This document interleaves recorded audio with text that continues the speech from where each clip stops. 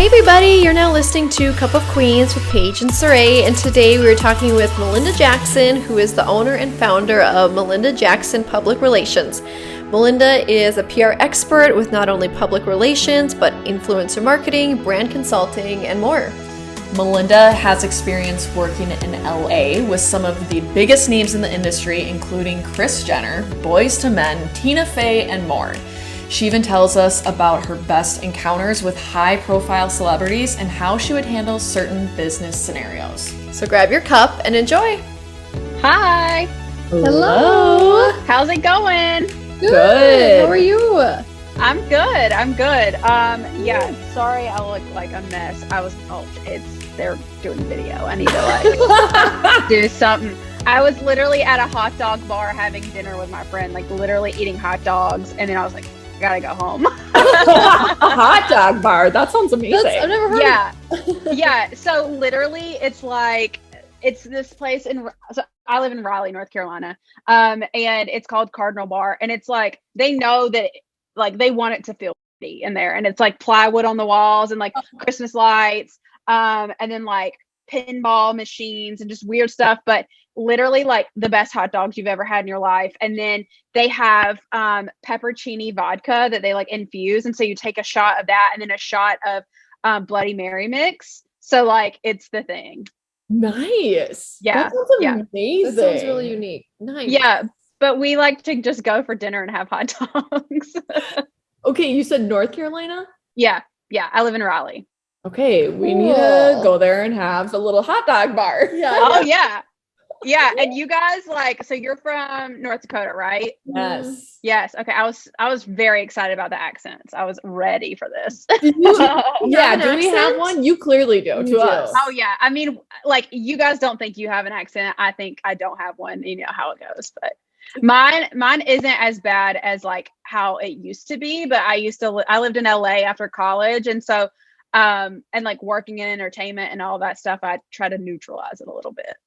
Yeah. Okay, and we are so excited to talk about all of this. Living in LA, being so involved in PR, which I think is would be the coolest career path ever. And I can't wait to hear about it because I've truly never known anyone that's worked in it, especially to like kind of the caliber that you're doing it at. So let's jump right in. Tell us kind of everything you do and how you got into the industry.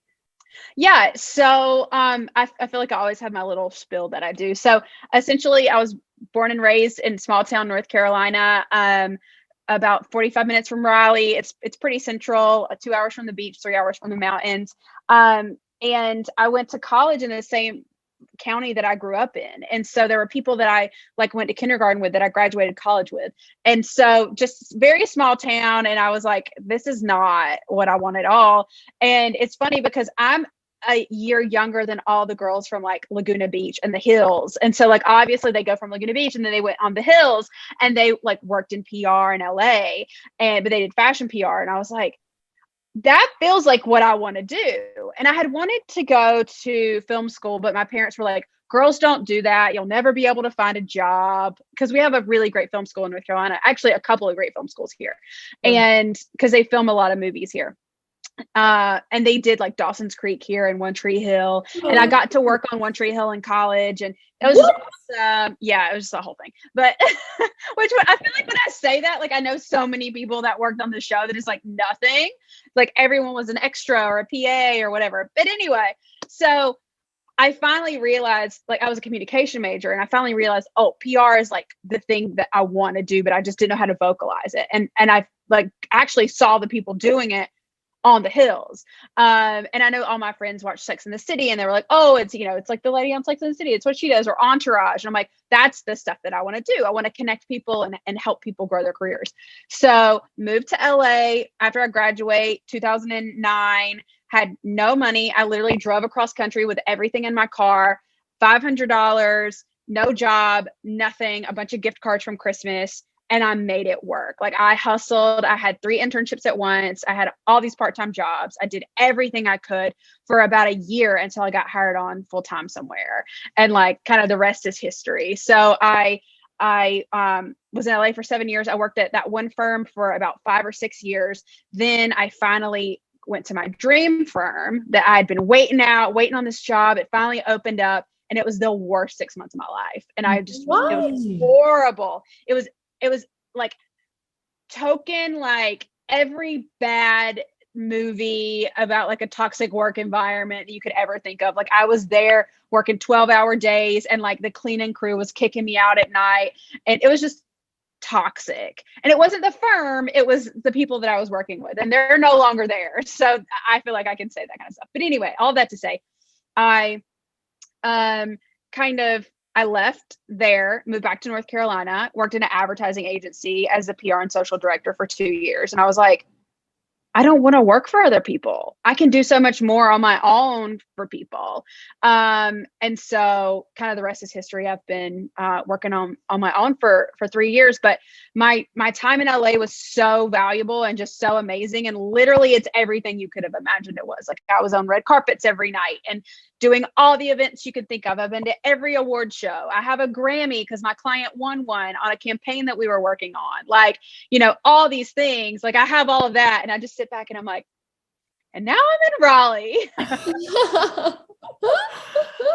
Sorry, I just went like all around, but like that's my spiel. That's so cool. We want to know the full circle. So yeah, that was perfect. Can you say who your client was, that the Grammy that you won? Oh yeah. So, okay. You guys will halfway understand this, I feel. So her name is Janice Ian, and like Tina Fey literally named the character Janice Ian from Mean Girls after her. No way. Yeah. So Janice is a like a folk singer. And she has this one song that Tina Fey was like obsessed with, and she mentions this song or Janice in like 4 of her projects that she's done. So like it's like her favorite. So essentially the year before, Tina Fey won the Grammy for audiobook. And then the next year we were in the running for it. So I got to like call Tina Fey's office at 30 Rock, and I was like, can you help us campaign for this? Because literally like a Grammy campaign is like a political campaign. You have to promote yourself. Yeah. You have to promote yourself to all the people in the like any of the academies, or like that are in good standing, that are like get the ballot to vote. And there's like a 3 or 4 like step process until they whittle you down until you're on the final ballot. But we were up against like Michelle Obama, Rachel Maddow, Hillary Clinton, and all this stuff. And we were the underdogs. But since Janice was a musician, all the people in the academy knew her, and they're like, well, we're just going to vote for her because like she already had a ton of Grammys, and like they all knew her because she writes songs with them. So we won, and I got like my Grammy, and I pull it out, and I was like, hi guys, I have a Grammy. As you should. Should. Yeah, so it's probably not the exciting story that you were looking for, but that's my story. So cool. You have more of a Grammy than we'll ever have. So. But the next year I got to take Boyz II Men to the Grammys, and that was really fun because we're walking on the red carpet and everyone is fangirling over them. And I'm standing there with like Jared Leto, and he's like, can I talk to them? And I'm like, yes, Jared Leto, you sure can talk to Boyz II Men. Like, go ahead. Oh, insane. That's amazing. Yeah. It's so cool. Yeah. I just remember watching The Hills, and like Heidi Montag wanted to do PR, and I remember seeing her working at this club multiple times, like kind of doing that. And so that's really neat. So, I mean, because I feel like we both know a little bit about PR, but we don't know a whole ton about it. So what does it all entail? Mm-hmm. Yeah. So honestly, that's a common question. People don't know what I do. And they ask me if I publish books. I'm like, I'm a publicist, not a publisher. It's different. I'm like, I don't print the book, but I promote it. So literally that's just what it is at its core. Like I help promote things. I help, and not in an advertising way. And not in like a marketing way, because I think advertising and marketing, you're having to spend money to promote something. People pay me to get them earned media and organic media and find collaborations for them. So it can be anything from literally just getting somebody to write up in a newspaper or an interview on the news, to helping them find another company to cross promote with or collaborate with, or when I was in LA and doing entertainment PR. And sometimes when I do music PR now, sometimes it's literally just getting the artist into an event and making sure that they're photographed kind of thing. So it's anything that's like forward facing, that's more organic than necessarily like forced and kind of paid for or placed. Yeah, that is so Cool. interesting. That's really neat. Yeah. So I'm sure you have, I mean, you already gave us a couple of stories, but what are some of like the worst PR moves that you've seen be made or that you've been maybe involved in that you're like, oh, that was not a good moment for us? Yeah. Yeah. I mean, God, I feel like there's so many, and I feel like I can just be general because I don't want to call anybody out. But like, I think a lot of times, especially on the crisis PR side, you'll see somebody like there'll be a lot of fallout and then they immediately release this like a ridiculous statement on their Instagram about it. And it's like, okay, did you go over that with somebody? Like, did you talk about that with your team? Probably not. So I kind of always like to have with my clients, I'm like, okay, if something happens, let's have a game plan. Let's figure this out before. And a lot of times if you react too soon, it's just going to be even more fallout. And especially with everybody getting canceled right now, like you have to really be careful. And I think like a lot of these canceling things wouldn't be as bad if the people didn't like freak the out right then. Sorry, am I allowed to cuss? Yeah, you go for it. Okay, cool. Yeah, but if the person didn't freak out right then, you know, it probably wouldn't be as bad. You sit on it for a second, take a breath, and then move forward. I don't know. Like, I'm trying to. I mean, is there anything that you guys can think of, and maybe I can tell you what they did wrong, or?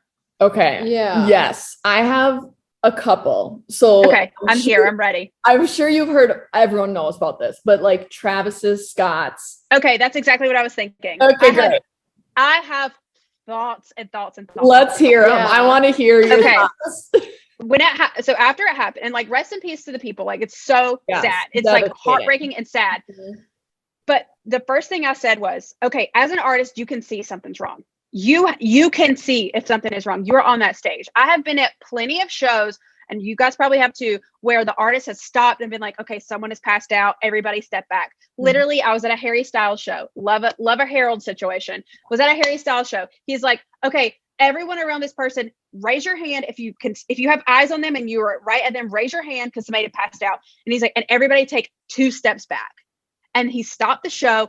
They were immediately able to come in and get the person, take them out. Same thing has happened at Foo Fighters shows. I know after the whole Travis Scott thing happened, everybody was posting videos of Dave Grohl doing the same thing. I've been to 12 Foo Fighters shows at this point. I've seen Dave do that. That's what a good artist does. You can see what is happening. Okay, Travis encourages people to storm the barricades. Mm-hmm. He encourages that stuff. I don't know if you guys have seen the Woodstock 99 documentary, but it's something very similar happened. Essentially, they tried to do a Woodstock revival in 1999. It was all of these like Korn, Limp Bizkit, all those like old school MTV bands. And the crowds were just rioting and people were getting like trampled and killed and the stage was falling apart. People were causing fires and the bands were encouraging it. Like you are in control of that situation to an extent. So Travis should have seen and stopped it. Granted, I know some of this happened maybe before he got on stage. So in that moment, okay, that's up to the staff. Mm-hmm. That's you need to, if you have that many people there, you need to have more staff. They knew that this stuff was going on. They're calling on the radios. Okay, people are getting trampled, whatever. They still let the show go on. Mm-hmm. Why didn't you stop the show? You know, there's so many things and so many people hold accountability there and no one did the right thing from what I can tell so far based on what I've seen. So, okay, let's just say you are on Travis's team you know, in a tough spot. What can he even do at this point? Because I know a lot of people were super disappointed with his statement that he released. So let's say he didn't do that. What would you have recommended after everything that happened? Mm-hmm. Yeah.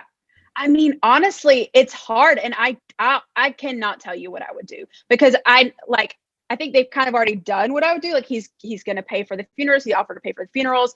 But then I think it's also weird because like BetterHelp has offered people free counseling. Okay, well, they're still going to profit off of this. And Travis is still going to profit off of it. And yes, they returned all of the fees ticketing fees. I think that was a great move to everybody. But like, there's so much damage that has already been done. Honestly, I probably would have removed myself from the situation. And I think you'll probably start to see that as well. Some of the people on his team just start dropping like flies. Yeah, that would be a tough one to try to work around. It's hard. It's hard. It's really unfortunate. It's sad, to be honest. It's sad. So then in turn, what are some of the best PR scenarios or situations that you've seen that, you know, have a really great outcome? That's really hard too. I think there's so many good ones. I don't even know. This is so hard. I mean, right now, I think Taylor Swift is doing an amazing job, but like anything that Taylor Swift does is just golden anyway. I think like we all know the issues, we all know the dramas, and like they're handling it perfectly. And she's going on these talk shows and she's saying her thing. And she's, you know, just like saying, it's here. All my stuff's here. Jake Gyllenhaal, you know, she's doing a good job. Who else like does such a good job that I'm just like always amazed by? I always feel like I hear the Kardashians being brought into the PR world as, you know, Kris Jenner is like the in control. Like she's the absolute best. Are there things that you think, do you agree with that? Do you feel like they make good PR moves, or do you think that they could do better? Okay, I've actually worked with Kris on a project before, and So, that is a tight ship. Like everything is strategic with them, and they are really smart at what they do. I may not always agree with what they do, but they are smart. Like they have their finger on everything, and they're a part of the joke, and they get it.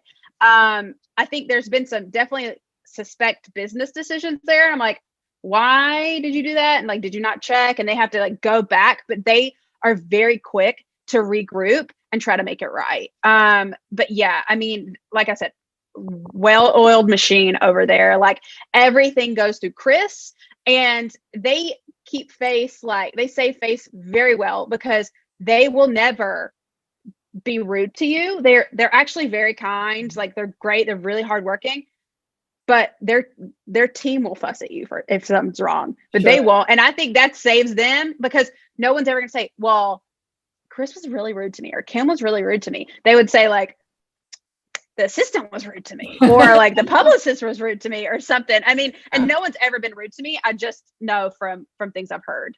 That's a great point though, to kind of have somebody in your corner to be the bad cop, right? To save absolutely for yourself. I mean, I think that just as a business owner, you know, there's people you have to say no to. There's people that you have to let down. And if you can have somebody kind of be the designated, you say no, you give the bad news, that could be a really good move. Yeah, I know. I wish I could do that. I can't, but I think I'm the person that has to give people bad news for my clients. So that's probably it.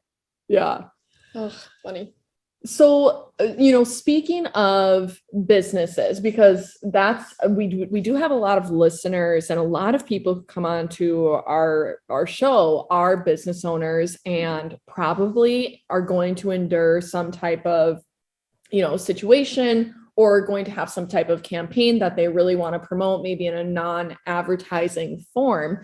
So how can businesses particularly best take control of their PR? What are some of those, you know, key steps into setting themselves up right? Yeah. So this is something I speak to a lot, and actually do like a lot of speaking gigs, and I'll talk at co-working spaces about this stuff, because a lot of people don't have a budget for PR, especially if they're just starting out. So there's a lot of things that people can do that are just really easy that maybe they wouldn't always think of, that really make a big difference. So I say first and foremost, just make sure that like your message is consistent across the board. So make sure like if whatever social platforms you're using, that like your message is consistent, so people get that brand recognition. Also, I tell them you don't have to do everything. Like if you don't feel like your audience is on Facebook, you don't have to be on Facebook. Same with Twitter or whatever. Figure out what works for you and what feels authentic and like is fun for you, because you don't want it to feel forced, because people are going to recognize that it's forced. And then obviously you need to really hone in and figure out who your audience is, because I think a lot of business owners think, oh, I do this one thing and it's everyone's my audience. And I guarantee you they're not. Like even McDonald's, everyone is not their client or audience, their customer, like, what are they going to give vegetarians? What are they going to give people that maybe don't have extra income? So just figure out who your audience is, and then figure out what media realistically they're going to consume. And that's the media that you should reach out to. So, if you're hyper local, reach out to your local newspaper, reach out to your local radio station or morning show on the news and say, hey, like, this is what I do. Here's who I am. This is what I'm thinking we could do a segment on, or could you write a story about this? Like, I'm promoting this. Just keep it really simple, really basic, and people will work with you because local media always wants to support local businesses. So I think that's like really easy. And again, like, if you have your message clear and consistent and you have your audience really clear, then you're going to be able to get that smaller media to kind of help get the ball rolling, or you're going to know kind of where to go to find the outlet that is going to position you in front of the audience that you want. And it doesn't have to be, I think people think like pitching media can be this really complicated, scary thing. And it doesn't have to be, it really doesn't. They just want to know like who you are, what you do, send some links. Why are you different? That's it. You don't have to write like a 4-page press release. They're not going to read that. They don't care. Yeah. Yeah. Short and sweet. Yeah. So then what about for individuals that are wanting to, I guess, do a better job with their social media or personalized brand? How can PR help and influence that? Yeah. So I like to always try to figure out like how someone can be a thought leader. So like right now I'm doing this, I'm talking to you guys about PR. So that's positioning me as a thought leader in the PR space.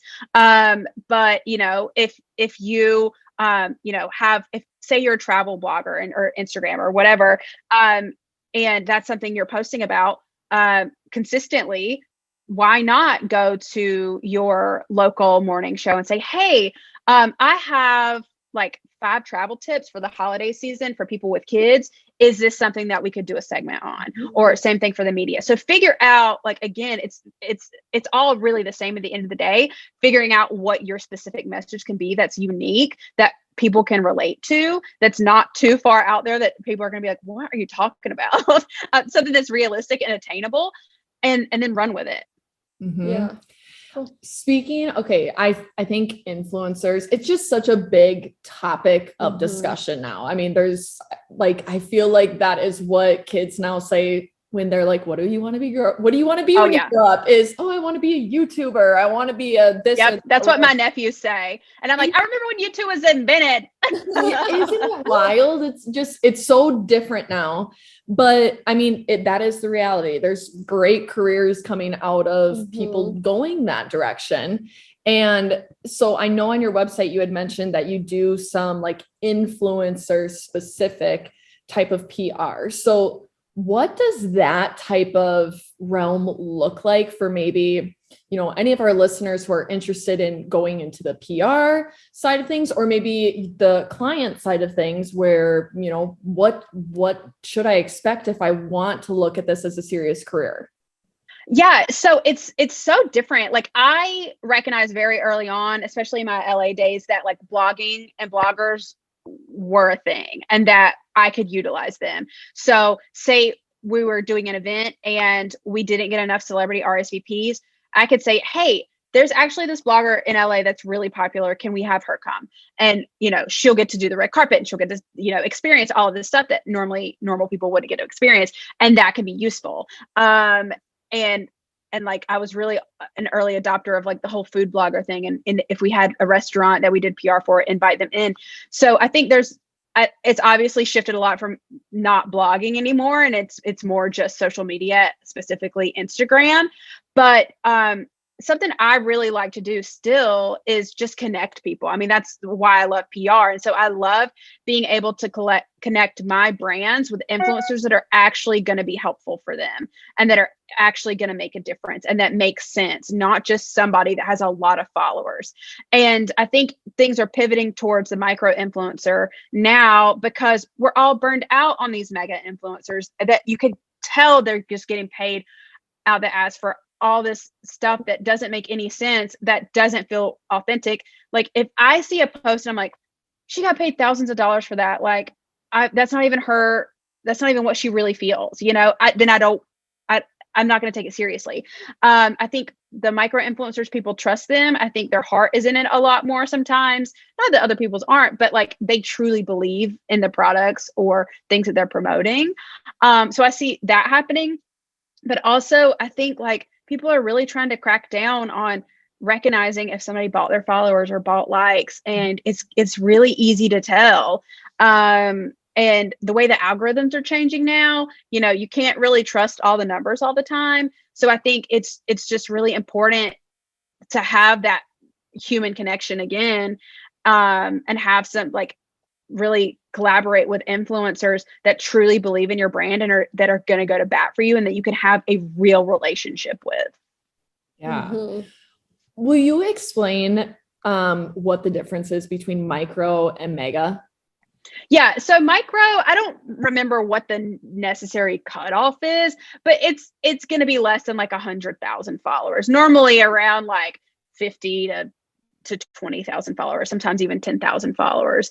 And then like, you know, your mega influencers are going to have like, you know, 300,000 followers, 3 million followers, whatever. They're like, it's kind of astronomical. Once the like K is behind it, and there's like, that's kind of when it gets, I mean, I guess it goes like that in the 10,000, but still, I mean, you can kind of tell, but I hope that answered your question. Yeah, no, definitely. It's definitely crazy how all that is just getting to be more and more every day. And so, yeah, it's really interesting. Have you heard, just because you were talking about, you know, how heavily some of these influencers will get paid for a post. Have you heard the Kim Kardashian story about the $1 million post that she declined for Yeezy?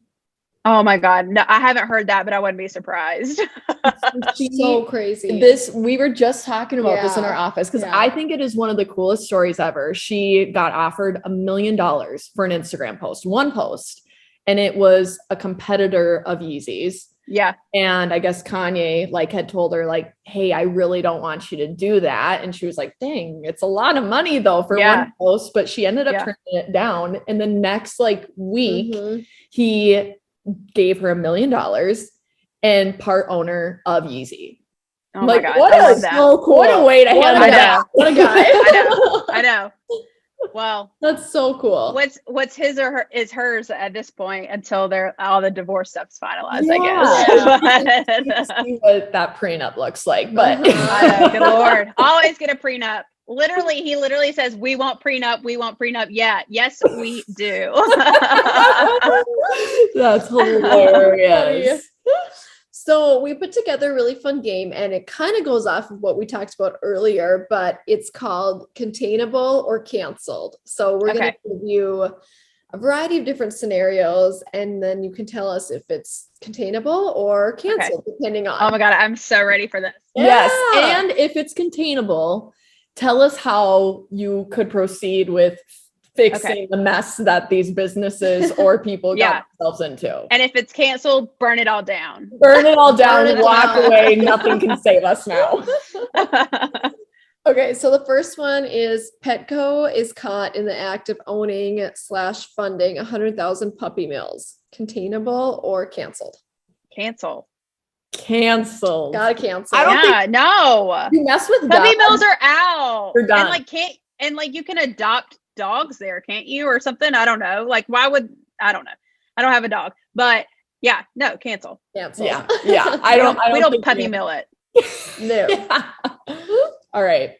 L'Oreal releases a new foundation that causes over 300 major allergic reactions. Their contents did not explain the ingredients correctly, and for that reason, customers were unaware of what the product actually contained. So it's only 300? 300 people, severe allergic reaction. Containable. That's containable, because the amount of people, that's going to be such a low percentage, like in comparison to how many people buy it. So that's containable because they can apologize. They can pay for the people's, medical expenses, whatever, and fix the product and have more clear packaging. move right along. Move on. Yep. Move on. Okay, L'Oreal, you're in the clear. By the way, all of these scenarios are made up. Okay. Mostly. So well, they're good. Yeah. Don't be upset about these businesses. This is not the true story. So this one I have heard could be true. I don't know. It depends on who you talk to. Yeah. But so Monet, the hair product, has been known to cause hair loss and not be good for consumers. They're getting a ton of backlash. Is that containable or canceled? I think it depends. Again, how many people, like how long has it been going on? Have they been transparent enough about it? And if they haven't, like what's the customer service stuff look like? But otherwise just cancel. Just cancel. Moving on. Just cancel. Yeah. I do feel like with social media, if you get a lot of bad, you know, rep on there, it's hard to bounce back from that. Yeah. Yeah.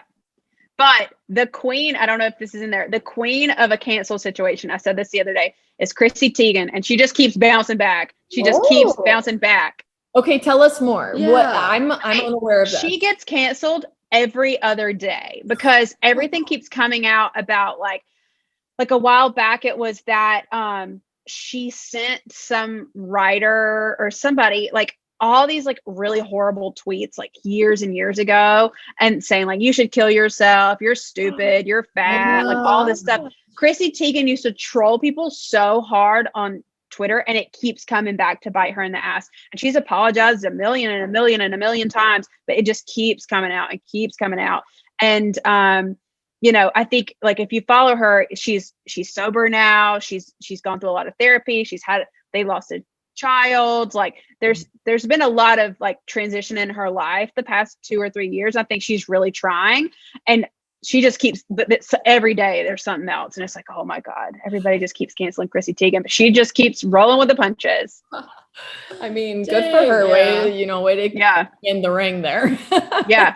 And she admits, she was like, I was stupid. I was drunk all the time. I was an asshole. Like, I get it. Like, I'm sorry. I wish I could help you now. So. Oh, Chrissy, look at her go. All right. Well, somebody else who has gotten a little bit of bad rep the last couple months here is Kylie Jenner Swim. So Kylie Jenner Swim is super poor quality and has been getting a lot of backlash on social media, people wanting refunds for the product. How does she proceed? Is it containable or canceled? Okay.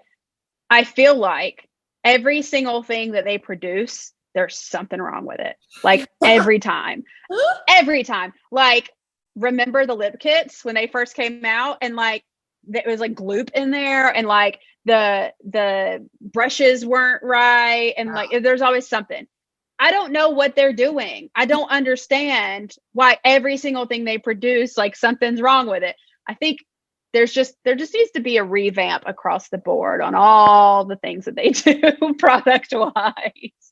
So not necessarily cancel, but like regroup, figure it out. Yeah. Fix it and then come back. What do you think she should do? Does she need to, because this one is actually something I've seen on social media where, you know, the quality of these swimsuits is not good. So does she need to like send new ones to these people? How do you do that? I think it's one of those things where they are producing, they know that anything they sell is going to sell. Yeah. Like, it doesn't matter if it's a package of literal dog shit, it's going to sell if it has their name on it. So like, I think they just get stuff from really poor quality factories or try to get stuff really cheap so they can make a lot of money from it. Okay. Well, like people will spend a lot of money for a quality product, regardless if it's you or not. So just give a quality product. Mm-hmm. So I think they just need to like stop trying to just produce like really cheap stuff with their name on it and like just produce more quality. Yeah, definitely. Totally. Okay, last one. So MAC Cosmetics is right? Are we going with MAC? Yeah. Or like MacBook? Oh, I wrote this one. I'm like, yeah, girl, you wrote this one. No, I definitely wrote this one. Mac as in like the computer company. Okay. So Apple. Yes. Got it. Okay, sorry about that. But this will make a lot more sense because I was reading it and I'm like, huh, okay. It's fine. It's Monday. So Apple is caught for utilizing cameras to watch and listen to their customers, breaking privacy policies they openly acknowledged in their terms and agreement. Containable or canceled? That one's tricky because we're all being monitored all the time anyway. So it's containable. Honestly, it's containable because everyone's listening to us. That freaks me out. Crazy to me.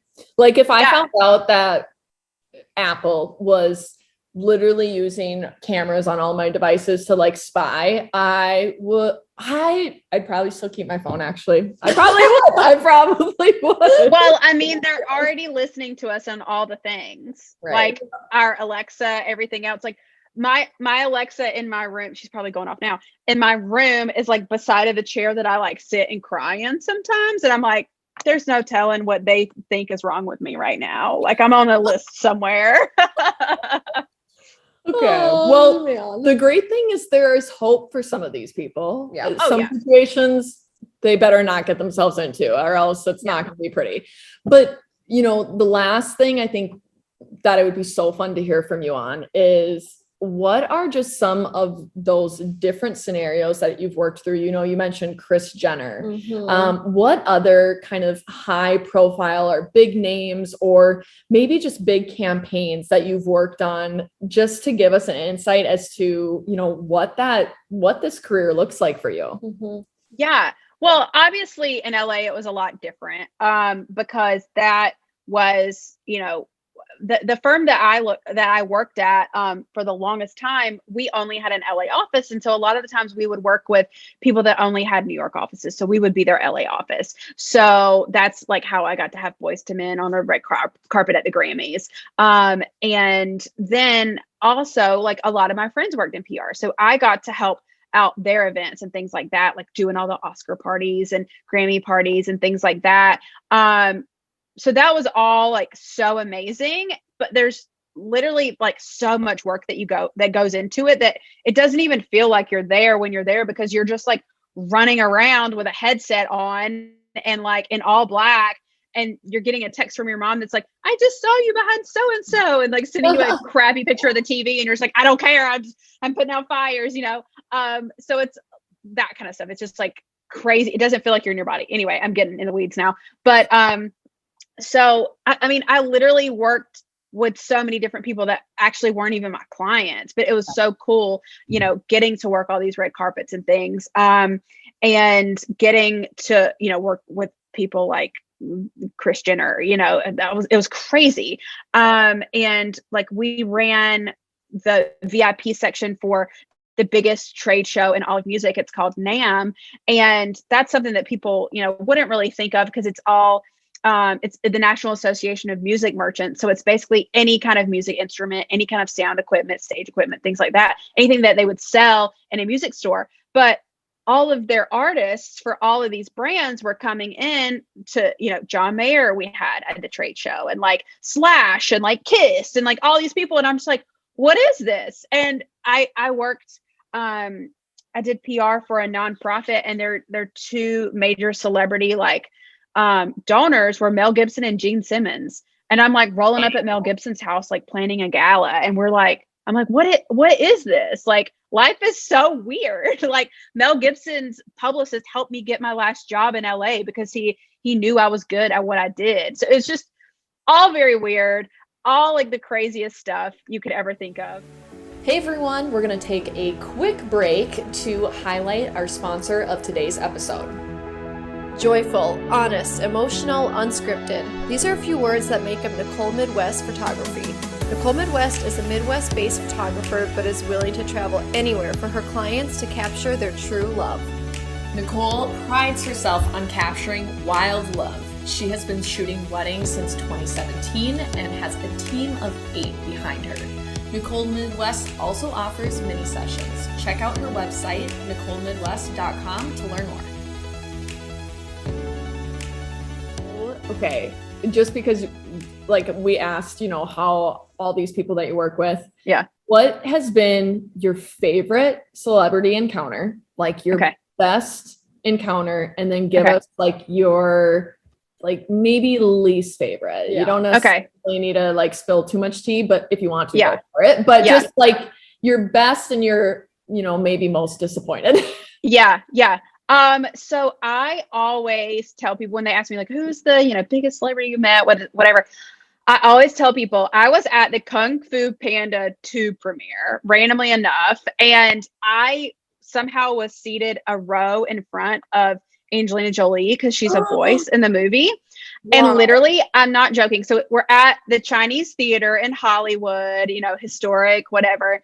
And so I'm like sitting there and the person I was with, they're like, oh my God, Angelina is like behind us. So like turn around and like Angelina comes in and then like 2 or 3 of the kids, because they have like a ton of kids. And then like the nanny and then some more kids and then like Brad Pitt.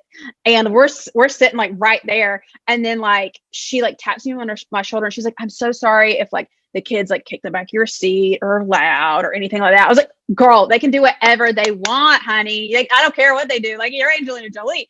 And like she got up and they were such good parents. You could tell they were just great parents. They got up and like at premieres, I guess normal people wouldn't like know this, but at premieres you walk in and there's like just huge tables of like all the popcorn and all the movie snacks, and you can just get what you want. It's not like a normal, it's just all out, you know, you don't have to go up to the counter. So like she and the nanny had come back with like all the bags of popcorn and they like passed them down the row and all the drinks and the candy and they passed them all down the row. And I'm like, this is so cool. That's like, it's so cool. So nice. But like, I really don't have a like worst celebrity story that I cannot think of one where I'm like, okay, that person was the actual worst. And I'm sure some happen, especially on red carpets or whatever. But for the most part, everybody was really nice. But I also think it's because I treated them like they were normal people. Like I knew when to fangirl and when not to fangirl, but also I would just talk to them. Like I would like Josh Hutcherson, we were at the like New Now Next Awards and I had a bunch of the Glee kids with me and we're sitting there and Josh is like on the row in front of us and I know he's like a huge Kentucky basketball fan and I'm a huge UNC fan and I was like, Kentucky, and he's like, what? I was like, Kentucky. And then I just like start talking to him about basketball and it was just a whole thing. And then the same thing with Retta from Parks and Rec. She went to Duke and I hate Duke. Obviously I love UNC. And so I was like walking her on a carpet. I was like, yeah, you went to Duke. And she's like, yeah, I did. Where are you from? I was like, oh, I'm right outside of Raleigh, but like Duke, like I hate Duke. You guys are trash. And I was just like talk so much. And then like the rest of the time I would see her that award show season. She was like, go Duke. And I'm like, no. But like fun stuff like that, just like talk and being a normal person, like that really worked for me and it worked in my favor. And people, you know, they're going to want to open up to you because they're just normal, you know? Yeah. And it's probably a breath of fresh air to be treated like a normal person. Yeah. Oh my gosh, can I have your autograph? Or, you know, so. Well, a lot of the times too, like they don't even think that they're famous. They don't even think that they're anything. It's just their job. And like, especially living somewhere like LA or New York, like everyone's famous, you know, it's nothing for them. And for them, I think like one thing that I do always say is like the lower level, the celebrity, the worse they were. So it's like a lot of the reality show people or people that were only on one season of a reality show, they wanted the world, but the bigger the celebrity, the better they were. Interesting. I could see that. I love to hear that. Yeah. Yeah. It's really great. Well, this was so much fun. And this was great. But before we go, where can people find you? How can they connect with you and learn more? Yeah, it's super easy. So I'm Melinda Jackson PR, like across the board. So melindajacksonpr.com, at Melinda Jackson PR on all the things. My personal is way more fun than my work stuff. So, and I like never post on my work. So if you just want to lurk my boring life, it's Melinda Gale. So Gale. So at Melinda Gale. So yeah, I'm pretty easy to find across the world, all over the internet. So I will link everything and send people your way and keep in touch. It was so fun to meet you. Yes. To know you. Keep us up with what's going on, how to handle it, and we'll be looking out to you if all these new scenarios come up. I'll come on. We'll do like a current topic situation. Yes. A little recap, give us the scoop, tell us what we should be doing. I love it. Exactly. We'll do a segment or something. Yeah, we'll do it. That's fine. Oh, well, thank you so much. Yeah. We will talk soon. Have a good rest of your night. Bye. All right, bye.